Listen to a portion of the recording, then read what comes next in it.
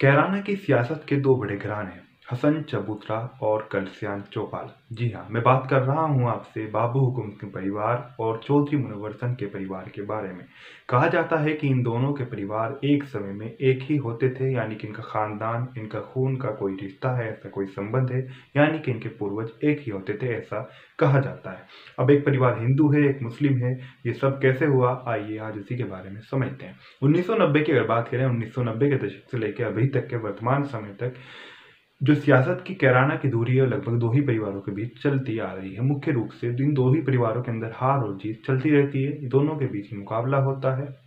ऐसा भी अगर हम बात करें कैराना की, अगर हम बात करें, बाबू हुकुम सिंह अब दुनिया के अंदर नहीं रहे, चौधरी मुनव्वर हसन भी दुनिया के अंदर नहीं रहे। फिलहाल जो इनकी राजनीतिक, इनकी सियासी जो बागडोर जो इनकी संभाल रहे हैं, वो इनकी संतानें, इनकी जो नई पीढ़ी है वो संभाल रही है।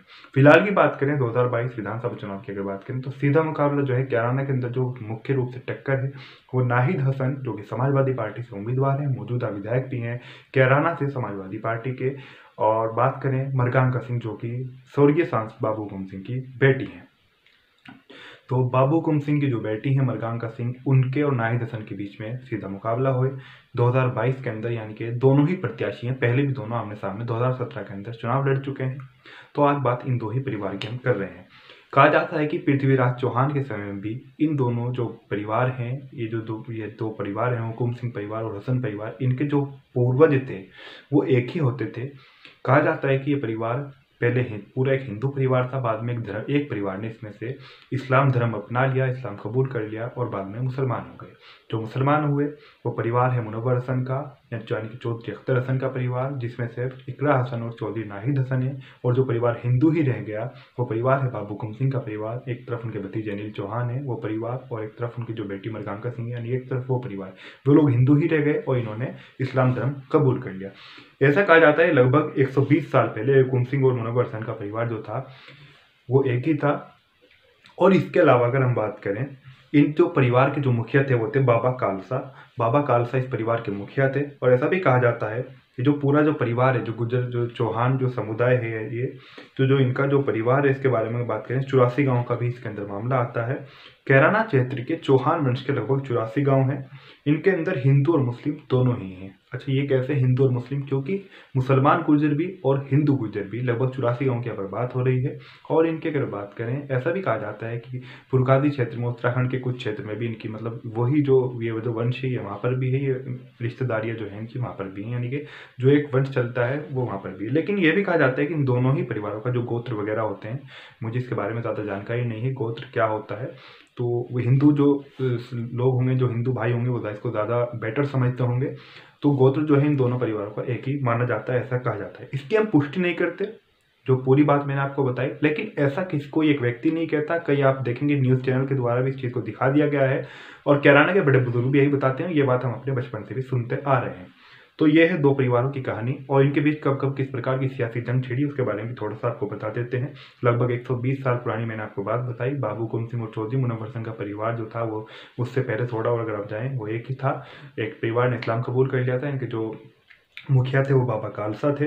और इसी के बाद की अगर बात करें, 1990 का दशक था, और कैराना की सियासत की अगर बात करें तो कैराना की जनता ने इन दोनों परिवारों को विधानसभा, लोकसभा, इन मतलब जब अपना जनप्रतिनिधि बनाकर सदन के अंदर भेजना शुरू किया।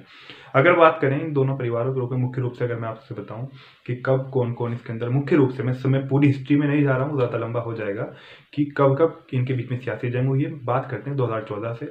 2012 के अंदर विधायक बने थे कौन? बाबू हुकुम सिंह। फिर 2014 का लोकसभा चुनाव आया, उन्होंने लोकसभा चुनाव लड़ा, उनके सामने लोकसभा चुनाव लड़ा चौधरी नाहिद हसन ने। चौधरी नाहिद हसन को उन्होंने हरा दिया, यानी कि जीत हुई बाबू हुकुम सिंह की। फिर बाबू हुकुम सिंह जब लोकसभा के अंदर एमपी बन गए कैराना सीट से, कैराना विधानसभा सीट से उनको इस्तीफा देना पड़ा, यानी कि कैराना के मौजूदा विधायक थे। फिर कैराना विधानसभा पर उपचुनाव होता है, जिसके अंदर बाबू हुकुम सिंह के भतीजे अनिल चौहान चुनाव लड़ते हैं। उस दौरान फिर नाहिद हसन दोबारा मैदान में उतरते हैं, नाहिद हसन उपचुनाव जीत जाते हैं। और फिर यानी कि जो दूसरा परिवार है, जो अनिल चौहान थे, वो हार जाते हैं नाहिद हसन से। फिर उसके बाद की अगर हम बात करें, फिर 2017 का विधानसभा चुनाव आता है। उसके अंदर नाहिद हसन फिर से प्रत्याशी होते हैं समाजवादी पार्टी की कैराना से। इस बार उनके जो सामना होता है वो होता है बाबू हुकुम सिंह की बेटी मरगांका सिंह से।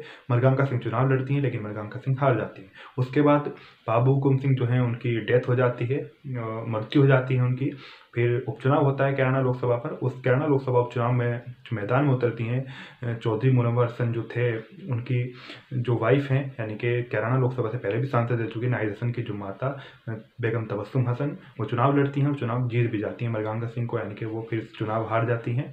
फिर उसके बाद में 2019 के अंदर ऐसा पहली बार हुआ, कैराना के लिए एक बड़ा झटका था। कैराना का कोई भी व्यक्ति हो, हिंदू या मुस्लिम, क्योंकि कैराना की सियासत से हालांकि अधिकार सभी को चुनाव लड़ने, क्योंकि कैराना जब भी कैराना कोई सांसद बनता है या फिर विधायक बनता है वो कैराना से ही होता है, चाहे किसी भी परिवार से होता हो। यहाँ पर लंबे समय से चला आ रहा है, लेकिन पहली बार ऐसा हुआ 2019 में कैराना के जो सांसद चुने गए वो कैराना से बाहर के चुने गए, क्योंकि कैराना लोकसभा के ही हैं, गंगो से हैं, लगभग गंगो सहारनपुर से।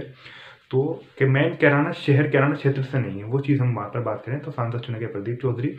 फिर उसके बाद की अगर बात करें, फिर से अगर हम वर्तमान की बात करें, 2022 आ गया, 19 के बाद में फिर से दोनों परिवारों के बीच में वही है, दोनों परिवार से एक एक व्यक्ति सामने होता है मैदान के अंदर। इस बार मरगांका सिंह है और नाहिद हसन है, तो दोनों चुनाव लड़ रहे हैं। देखते हैं किसका क्या परिणाम होता है, कौन विधानसभा फिर से पहुंचता है। तो ऐसे दो परिवारों के रिश्ते की कहानी कि क्या क्या रिश्ता है, इनके पूर्वज की कहानी जो मैंने आपको बताया। तो जानकारी कैसी लगी, अपने मित्रों के साथ में जहाँ जहाँ आप चाहें वीडियो को ज़्यादा से ज़्यादा शेयर करें। वीडियो को लाइक तो आप कर ही चुके हैं, चैनल को सब्सक्राइब करें ऐसे ही नए अपडेट जानने के लिए, नई नई जानकारी जानने के लिए, और आपके आसपास क्या घटनाक्रम चल रहे हैं। बिल्कुल ना किसी के विरोध में, ना किसी के समर्थन में, ना पक्षी ना विपक्षी, बिल्कुल निष्पक्ष होकर अगर जानना चाहते हैं तो जागरूकता के साथ जुड़े रहिए। जागरूकता को भी सब्सक्राइब कर लीजिए। ऐसी वीडियो देखने के लिए पूरी जागरूकता को सब्सक्राइब कर लें और हमसे लगातार जुड़े रहें।